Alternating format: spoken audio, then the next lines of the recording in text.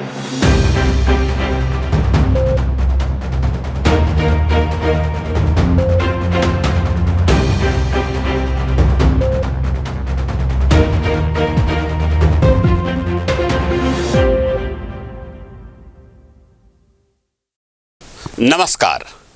आप देख रहे हैं वीआईपी न्यूज। मैं शकील साजिद। बढ़ते हैं खबरों की ओर। छत्तीसगढ़ कांग्रेस के वरिष्ठ नेता और मंत्री टीएस सिंहदेव के पंचायत विभाग मंत्रालय छोड़ने को लेकर जहां भाजपा सरकार पर हमलावर हो गई है, तो कांग्रेस अपना दामन बचाने की पूरी कोशिश में है। कार्यकारी बैठक लेने पहुंचे पार्टी के प्रदेश प्रभारी पीएल पुनिया ने मीडिया को बताया कि सिंहदेव जी ने मुख्यमंत्री से निवेदन किया है कि वे ये पद छोड़ रहे हैं। पत्र में जो लिखा है वो तो सबके सामने है। हमारी सरकार अच्छा काम कर रही है।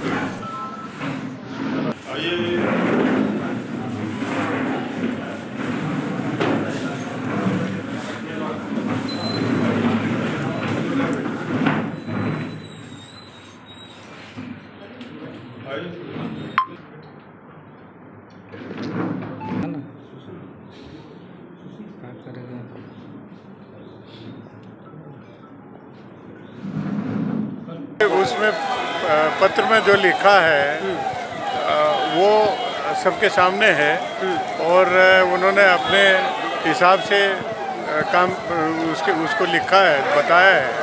लेकिन सरकार बहुत अच्छा काम कर रही है और न केवल भारत सरकार की योजनाओं को लागू किया जा रहा है, बल्कि यहाँ पर छत्तीसगढ़ में जो सरकार के द्वारा अनेक कल्याणकारी योजनाएं लागू की गई हैं और लोग काफी प्रसन्न हैं। उनकी स्थिति के बाद ये कांग्रेस के प्रदेश कार्यालय राजीव भवन में आज छत्तीसगढ़ स्तरीय पिछड़ा वर्ग कांग्रेस महासम्मेलन का आयोजन किया गया। इस दौरान ओबीसी कांग्रेस के राष्ट्रीय अध्यक्ष अजय यादव, मुख्यमंत्री भूपेश बघेल, प्रदेश प्रभारी पीएल पुनिया, ओबीसी मोर्चा के प्रदेश अध्यक्ष चंद्राकर सहित ओबीसी मोर्चा के जिला और ब्लॉक के पदाधिकारी मौजूद रहे।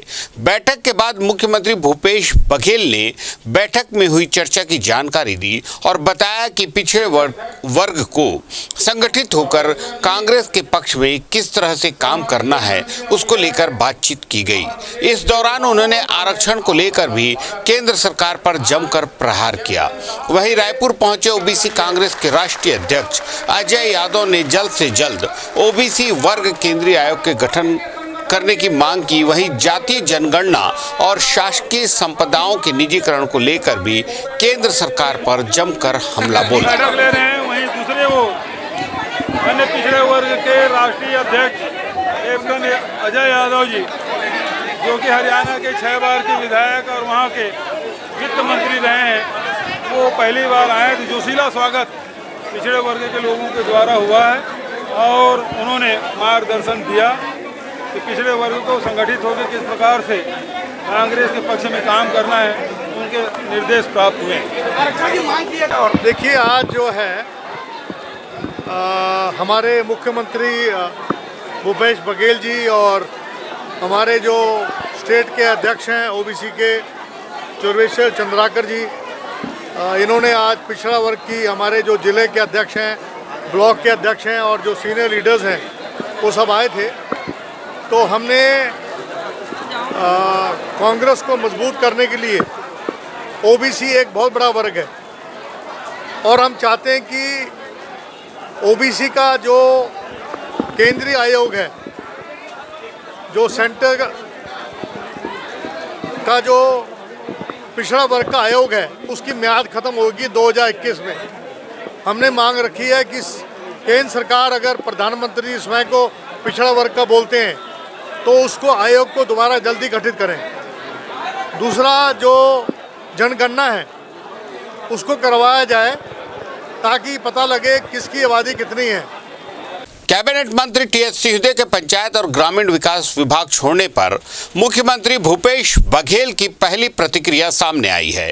उन्होंने कहा कि हमारे बीच तालमेल बना हुआ है, जो भी होगा आपस में बैठ के तय कर लेंगे। मुख्यमंत्री ने बताया कि उनको सिंहदेव का पत्र नहीं मिला है। मीडिया के माध्यम से ही उन्हें ये जानकारी मिली है कि सिंहदेव ने पंचायत और ग्रामीण विकास विभाग छोड़ दिया है। मुख्यमंत्री ने यह भी बताया कि उन्होंने मंत्री सिंहदेव को फोन किया था, पर उनसे बात नहीं हो पाई। मुझे मीडिया के माध्यम से पता चला है, मुझे पत्र नहीं मिला है। मिलेगा तो मैं उसे परीक्षण करूंगा। लगातार आप घोषणा पत्र पे काम कर रहे हैं, टीएस सिंहदेव कह रहे हैं कि घोषणा पत्र के अनुरूप काम नहीं हो रहा है। मैंने पहले ही कहा कि मुझे मीडिया के माध्यम से पता चला। जब मेरे पास पत्र आएगा तो मैं उसमें विचार करूंगा। सर, अभी आपकी चर्चा हुई क्या सिंहदेव जी के साथ? नहीं, मेरी चर्चा नहीं हुई। कल मैंने रात में लगाया था, फ़ोन मिलाया था, नहीं लगा। सर, आज के विधायक दल की बैठक में क्या क्या मुद्दों पर चर्चा? मुख्य रूप से कल राष्ट्रपति के चुनाव हैं, तो मतदान में किस प्रकार से होना वो चर्चा होगी। और फिर 20 तारीख से विधानसभा सत्र चल रहा है, शुरू होने वाला है, तो उसमें जो मुद्दे आएंगे उसके बारे में चर्चा होगी। सर, रेल मंत्री बालोद जिले के मरकाटोला घाट में बारिश की वजह से लैंडस्लाइड हो गई, जिससे नेशनल हाईवे 30 में काफी समय के लिए यातायात बाधित हुआ। बताया गया है आज सुबह करीब 7 बजे एक बड़ी चट्टान घाट से नीचे सड़क पर गिर गई। जानकारी लगते ही पुलिस और नेशनल हाईवे अथॉरिटी वहां पहुंची और मार्ग बदलवाकर आवागमन शुरू किया।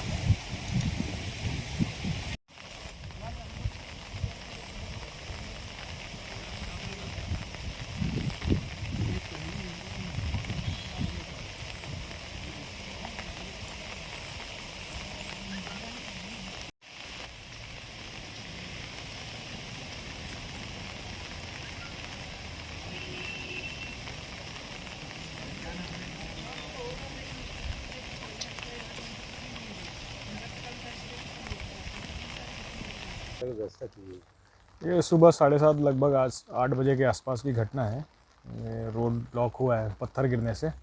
उसके बाद से जब से पत्थर गिरा है, बड़ा पत्थर, उसके बाद रोड को ब्लॉक करके डाइवर्सन रूट को चालू किया गया है और NHAI को भी सूचना दे दी गई है। धमतरी नगर निगम एक और पॉलीथीन मुक्त अभियान चलाकर लगातार कार्रवाई कर रही है, तो वहीं दूसरी ओर कागज का लिफाफा और कैरी बैग बनाने वाली समूह की महिलाओं को निगम के कॉम्प्लेक्स से बेदखल कर दिया गया है। धमतरी की आरती स्व सहायता समूह को नवोदय धमतरी योजना के तहत तत्कालीन कलेक्टर भीम सिंह ने इतवारी बाजार में निगम बिल्डिंग में कॉम्प्लेक्स में दुकान आवंटित की थी, लेकिन अब निगम ने इस कॉम्प्लेक्स को किसी और को नीलाम कर दिया है। निगम की इस कार्रवाई से स्व सहायता समूह के सामने बड़ी समस्या खड़ी हो गई है। नीलामी हो गई है, क्योंकि नीलामी भी पहले हो गई थी, बहुत सारी दुकानों की हुई थी। हम लोग ही उनको आवंटन नहीं दे रहे थे, तो वो लोग भी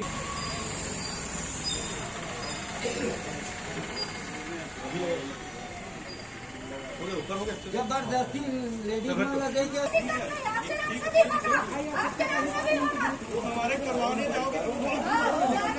नहीं, कोई सूचना दिया नहीं गया, ना कोई नोटिस, ना कोई जानकारी नहीं दिया। नहीं। कितने सालों से दुकान लगा? हम लोग 6 वर्ष से हो गए भैया, चला रहे हैं हम लोग। पूर्व जो कलेक्टर थे माननीय महोदय कलेक्टर भीम सिंह जी, हम लोग को दिया गया था महिला समूह। हम आरती महिला स्व सहायता समूह। हम लोग कागज का ठोंगा और कैरी बैग बेचते थे, उसी के लिए हम लोग को दुकान आवंटित किया था, क्योंकि उस समय पॉलीथीन मुक्त भारत करना था और फिर से यही समय आ गया फिर कि पॉलीथीन मुक्त अभी फिर चल रहा है और हम लोग कागज़ का ठोंगा अभी भी बना रहे हैं। नहीं, हम लोग को निःशुल्क दिया गया था, इसके बारे में कोई हमको जानकारी नहीं है, ना वो निगम वाले बोले भी नहीं थे हम लोग। हाँ, जी देखिए, दुकान उनको प्रोत्साहन के रूप में उनके द्वारा जैसे बताया गया था, प्रोत्साहन के रूप में कलेक्टर साहब ने उनको दिया गया था। अब प्रोत्साहन एक अलग चीज़ है और निगम की संपत्ति एक अलग चीज़ है। निगम की संपत्ति का उसका नीलामी हो चुका है, वर्तमान में उसके मालिक ने पैसा भी डिपॉजिट कर चुका है और उनको दुकान हमको सौंपना है, तो उसी सौंपने की कार्रवाई के दौरान ये कदम हमने उठाया है। उनको बहुत बार बताया भी गया है आपको करना, वो आई भी थी, उनको मोहलत भी दिया गया था, पर वो मोहलत के बाद ऐसा कदम हमको उठाना पड़ा है ताकि हम जिस दुकान को नीलामी करके जिसको देना है उनको दे सकें। देखिए, वो ऑलरेडी 6 वर्ष हो गए उन समूह को बने हुए। आज के दिन में उनको स्वावलंबन हो जाना है, तो स्वावलंबन होने के अगर उनको हम कोई दूसरी दुकान देंगे तो विधिवत रूप से उनका पेमेंट लेके करेंगे। ऐसे अभी कोई योजना अभी हमारे पास है नहीं कि उनको रहने के लिए जगह दिया जा सके। अगर उनको वो बोलेंगे कि कुछ तकलीफ़ हो रही है तो बिल्कुल हमारे सामुदायिक भवन खाली है, कहीं भी आप कुछ टेम्परेरी, जैसे कलेक्टर साहब ने, पुराना कलेक्टर साहब ने भी जैसे टेम्परेरी दिया था तो वही टेम्परेरी रूप में रहेंगे, पर टेम्परेरी को परमानेंट कर देना ये तो गलत ही बात है ना। गंगरेल बांध जिसके सभी 14 गेट खोल दिए गए हैं, वहीं इस बारिश से नगरी इलाके का करीब 40 गांवों का संपर्क जिला मुख्यालय से टूट गया है। जिला प्रशासन ने नदी तटीय इलाके के गांव में अलर्ट रहने मुनादी करा दी है और ग्रामीणों को सतर्क रहने कहा गया है। रविशंकर जलाशय गंगरेल डैम में अभी हम लोगों ने महानदी में 7800 क्यूबिक मीटर पानी छोड़े हैं और 2200 क्यूबिक मीटर जो विद्युत उत्पादन है वहाँ पर छोड़ा गया है।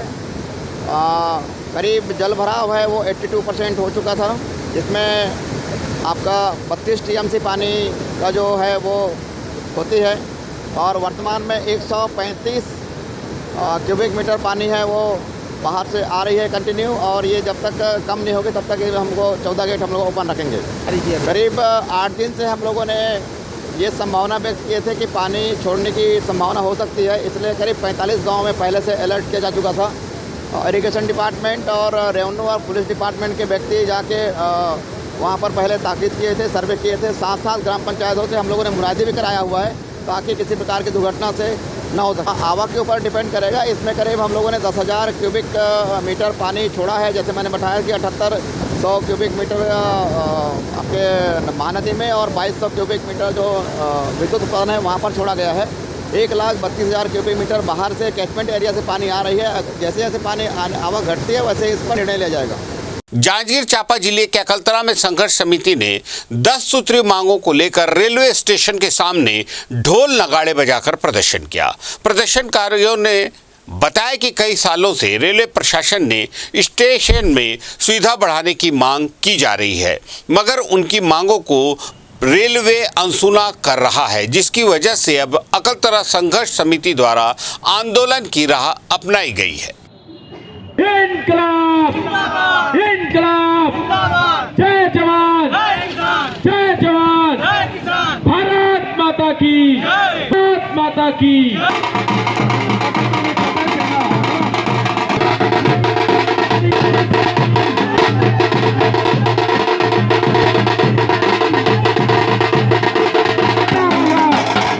ये हमारी मांग है। प्लेटफार्म नंबर 1 और 2 में दोनों में दिशाओं में लंबाई बढ़ाना है, ये हमारी मांग रखेगी हमने, है ना। डाउन एक्सप्रेस इंदौर बिलासपुर नर्मदा से कोरबा तक विस्तारित करना है, ये हमारी मांग है। नवनिर्मित लिफ्ट को प्लेटफार्म नंबर 4 तक विस्तारित करना है। प्लेटफार्म नंबर 1 से 4 कोच इंडिकेशन लगाना है। बंद गाड़ियों का यथाशीघ्र चालू करना है। साइकिल स्टैंड उपलब्ध कराइए। और कलतरा आज कलतरा की जनता को मैं सहृदय धन्यवाद देता हूँ। उन्होंने कुछ जनप्रतिनिधियों के द्वारा विरोध करने के बाद भी इस संख्या में उपस्थित हुए और अपने हक की लड़ाई लड़े। मुझे यकीन है कि कलतरा की जनता आज नहीं तो कल और विशाल रूप से जागेगी, और अगर रेलवे के द्वारा हमारा आंदोलन को समर्थन नहीं दिया गया या हमारी मांग को पूरी नहीं की गई तो आगे हम उग्र आंदोलन करने की चेतावनी रेलवे प्रशासन को देते हैं। संघर्ष समिति अकलतरा की मांगों को अपने उच्च पदस्थ पदाधिकारियों को अवगत कराएंगे। सूरजपुर जिले के SECL के श्रमिक कॉलोनी के एक कर्मचारी के घर आग लग गई, जिससे एक महिला और 2 बच्चों की दर्दनाक मौत हो गई। हादसे के वक्त SECL खदान में कार्यरत माइनिंग सरदार संजीव कुमार काम पर गया हुआ था। घर में उसकी पत्नी बसंती, 5 और 7 साल के 2 बच्चे घर पर ही थे। रात को पड़ोसियों ने देखा कि घर से धुआं निकल रहा है। उन्होंने दरवाज़ा तोड़कर देखा तो माँ और बच्चे बुरी तरह झुलस गए थे, जिन्हें अंबिकापुर अस्पताल भेजा गया, लेकिन उनको बचाया नहीं जा सका।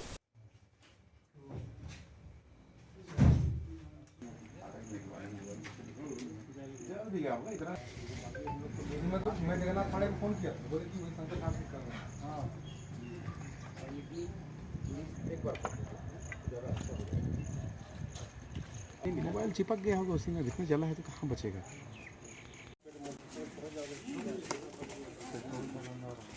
वही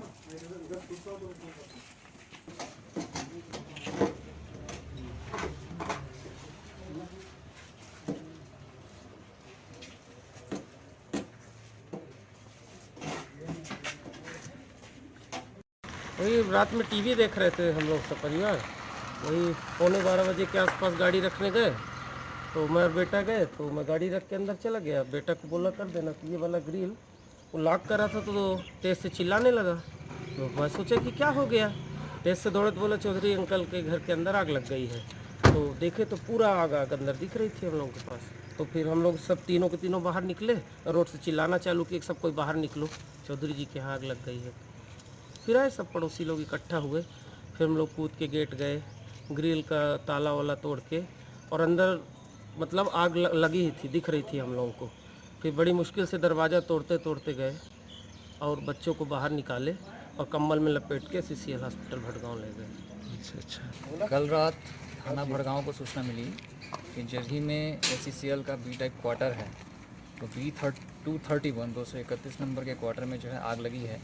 तत्काल जो है थाना भटगांव से पुलिस स्टाफ आया और आसपास के जो पड़ोसी लोग थे उनकी मदद से जो है घर को खुलवाया गया, और खुलवाने में देखे कि आग जो है वो बहुत ही भीषण ढंग से लगी थी, और अंदर में जो है ये संजीव चौधरी, इनके घर में उनकी मिसेस और 2 बच्चे जो थे वो बुरी तरह से झुलस गए थे आग से। तत्काल जो है उनको हॉस्पिटल जो है भिजवाया गया, और आज जो है FSL के अधिकारी के द्वारा जो है घटनास्थल का निरीक्षण किया जा रहा है। महिला जो है वो गुजर चुकी है, साथ ही साथ उसके जो 2 छोटे बच्चे थे उनके निधन की भी खबर आ रही है। बेमेतरा जिले के नवागढ़ विधानसभा क्षेत्र के पटवारियों के द्वारा किसानों से पैसों की लेन देन का मामला सामने आया है। क्षेत्र के 2 अलग अलग गांव के पटवारियों पर ग्रामीणों ने लेन देन का आरोप लगाया है। ग्राम नवलपुर के पटवारी दिनेश नामदेव और तेंदुआ के पटवारी राजन साहू पर आरोप है कि वे ग्रामीणों से दस्तखत के बदले में मोटी रकम लेते हैं। ग्रामीणों ने मामले की शिकायत कलेक्टर और सांसद प्रतिनिधि से भी की है। ये जानकारी अभी प्राप्त हुई है और मैं संबंधित सब डिविजनल मजिस्ट्रेट्स SDOs से कहूँगा कि इसकी जांच करें, और इसके साथ साथ सारे बेमेतरा जिले के पटवारियों से और राजस्व अमले से कहना चाहूँगा कि लोगों को दिक्कतें ना हों, लोगों की दिक्कतों को दूर करने के लिए व्यवस्था है और हम हैं, तो कोई भी कानून और जो विधि सम्मत चीज़ें हैं उनसे बियॉन्ड जा करके ऐसी कोई भी चीज़ ना करें कि उनके खिलाफ कार्रवाई करने की नौबत आए। मुझे तो इस प्रकार की कोई मांग नहीं किए गए हैं। हमारे जो नवलपुर के जो किसान हैं, उस गांव का गिलई और नवलपुर दोनों गांवों का शायद बीमा का अमाउंट कुछ कम आया है, इसके नाम से किसान नाराज चल रहे हैं कि बीमा कंपनी वालों के द्वारा यह कह दिया गया कि हल्का पटवारी और ग्राम सेवक ने 100% उत्पादन दर्शा दिया है, और इस कारण से जो है दोषी वही हैं। तो यहाँ पर ग्राम सेवक और हल्का पटवारी के द्वारा जो है इस प्रकार से रिपोर्ट नहीं भेजा गया है, और उतने ही उत्पादन 4 माह में भेजा गया। राजन पटवारी है, किसान मेरा कोई भी काम हो बिना पैसा काम नहीं करे, और मैं 1-2 दे और स्टाम्प पैसे पर कहें तो हाँ वो पैसा दे तो फिर स्टाम्प मिल ही से बोल दी। धमतरी जिले में 2 दिन से लगातार हुई बारिश से भखारा इलाके के कोसमर्रा और गुजरा के बीच करीब 400 एकड़ की फसल पानी में डूब गई। किसानों ने प्रशासन से पानी निकासी की व्यवस्था करने और नुकसान की भरपाई देने की मांग की है। उन्होंने बताया भखारा रायपुर मार्ग चौड़ीकरण कार्य किया जा रहा है, जिसमें कोसमर्रा में पुल का निर्माण कार्य भी जारी है। विभागीय अधिकारियों की लेट लतीफी के कारण अधूरा पड़ा है ये काम, जिससे बरसाती पानी की निकासी नहीं हो पाई और लगभग 400 एकड़ खेत पानी में डूब गया। आपने देखा होगा अभी जो NH है और धमतरी के जो बाईपास रोड है उसमें भी काफ़ी पानी का भरा हुआ था, जल भरा हुआ था। उसमें मैंने NH के अधिकारियों को बुलाया था और पूरी उसको JCB लगा के और फ्यूचर में कैसे जल भराव को ठीक करें इसके लिए भी निर्देश दिया है। हम लोग ज्ञापन दिए कि हमारा फसल में जो पानी डूब गया है लगभग 250-300 एकड़ और लगभग 1 सप्ताह से डूबा हुआ है। इस संबंध में हम लोग अधिकारी को बोलते हैं, PWD वाले को, तो वो लोग टाल मटोल करते हैं और उन्हीं लेट लतीफ़ी के कारण आज हमारा फसल का नुकसान हो रहा है। भिलाई में बीती रात एक ट्रक अनियंत्रित होकर जुनवानी मार्ग में नाले में गिर गई, जिससे रास्ता जाम हो गया। इस वजह से वहां के लोगों ने शोर शराबा करते हुए चक्का जाम कर दिया, जिस पर पुलिस अधिकारी नजर सिद्दीकी ने चक्का जाम कर रहे लोगों को बहुत समझाया, पर जब वे नहीं माने और झूमा झटकी करने लगे तो उनको स्मृति नगर चौकी ले आए। हालांकि कुछ घंटे बाद उन्हें छोड़ भी दिया गया।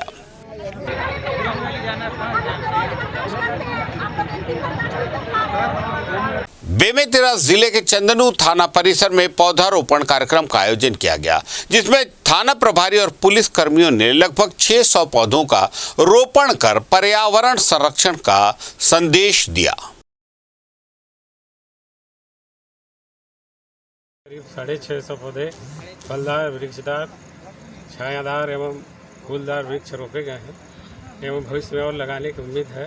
पेड़ लगाने से भविष्य में पेड़ जब बड़े हो जाएंगे तो छाया देंगे, ऑक्सीजन मिलेगी और जो भी थाने में परिसर में रिपोर्ट करने प्रार्थी कोई भी आएगा उनको कम से कम बैठने के लिए छाया मिलेगा। छत्तीसगढ़ की राजधानी रायपुर में तालाबों को संवारने की योजना का अंजाम भी बाकी योजनाओं की तरह ही हो गया। नगर निगम की अनदेखी से सैकड़ों तालाबों की दशा बदहाल हो गई है। कई तालाब सूख गए या फिर उनका अस्तित्व ही समाप्त हो गया है। जो तालाब बचे हैं उनको संवारने में जिम्मेदार विभाग को दिलचस्पी नहीं है, जिससे अब उनके भी अस्तित्व पर खतरा मंडराने लगा है। वहीं जिन तालाबों को पर्यटन स्थल विकसित करने की कोशिश की गई, वहां भी कुछ खास बदलाव नहीं आया। हैरत की बात है, सरकार से लेकर सुप्रीम कोर्ट तक तालाबों के अस्तित्व को बचाने के हित में है, जिसके बाद भी रायपुर में तालाबों की स्थिति में सुधार होता नहीं दिख रहा है।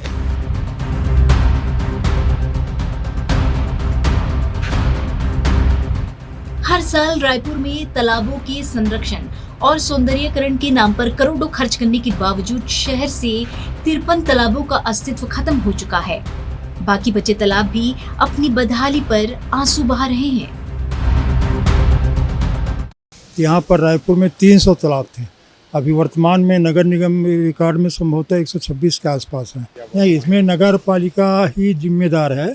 अब जैसे बूढ़ा तालाब टापू था, हम लोग तैर के जाते थे टापू में और उस समय जो आनंद आता था, या दानी स्कूल से लेके टिकरा पार्क बीच रोड एक था, उसमें वो दूसरी रोड को बंद कर दिए, दानी स्कूल तरफ जाने वाला रोड बंद कर दिए, तो जो मौलिकता वो समाप्त हो गई। और मौलिकता समाप्त होने के कारण क्या है, आधुनिकीकरण के चक्कर में, स्मार्ट सिटी के चक्कर में एक प्रकार से अगर ऐतिहासिकता को, ऐतिहासिक धरोहर को नष्ट करने की अगर बात होती है तो किसी भी आने वाली पीढ़ी कभी माफ़ नहीं करेगी। जैसे स्टेडियम बना है, मिनी स्टेडियम, वो भी तालाब था। हम जब पढ़ने जाते थे सबरील पुरानी बस्ती से, तो आज वो तालाब बीच में सड़क, तो तालाब को पाट के स्टेडियम बना दिए। तो ऐसे बहुत सारे, तो ये पाटना नहीं चाहिए। तालाबों का शहर है रायपुर, आप कंक्रीटीकरण कर दोगे तो रायपुर का महत्व ही क्या बचेगा। इस प्रकार से उसको थोड़ा सा ध्यान देना पड़ेगा। कभी यहाँ 227 तालाब थे, लेकिन प्रशासन ने इन्हें सहेजने में दिलचस्पी नहीं दिखाई। इसका नतीजा ये हुआ कि रायपुर के 53 तालाब सूख गए या भू माफियाओं की भेंट चढ़ गए। अब केवल 120 तालाब ही बचे हैं जिनका अस्तित्व भी खतरे में है। शहर में इतने तालाब होने के बावजूद प्रशासन सिर्फ बूढ़ा तालाब, तेलीबांधा और कटोरा तालाब को संवारने तक ही सीमित रह गया है। बाकी तालाबों को बदहाल स्थिति में छोड़ दिया गया है। बूढ़ा तालाब को पर्यटन स्थल के रूप में विकसित करने करोड़ों रुपए खर्च किए गए, लेकिन हालात में बहुत ज्यादा सुधार नहीं हो पाया। सुप्रीम कोर्ट भी तालाबों को उनके समृद्ध अतीत लौटाए जाने को लेकर अपना फैसला दे चुका है। इसके बाद भी रायपुर में तालाबों की दशा में कोई सुधार नहीं हो सका। रजबंदा मैदान में बड़ा तालाब हुआ करता था, इसे पाटकर ऊंची ऊंची इमारतें खड़ी कर दी गईं। शासकीय नर्सिंग कॉलेज तालाब की जमीन पर बना हुआ है। खोखो तालाब, महाराजबंद तालाब से लेकर डगनिया तालाब समेत लगभग सभी तालाब के किनारे और तालाब पर कब्जा कर लिया गया है।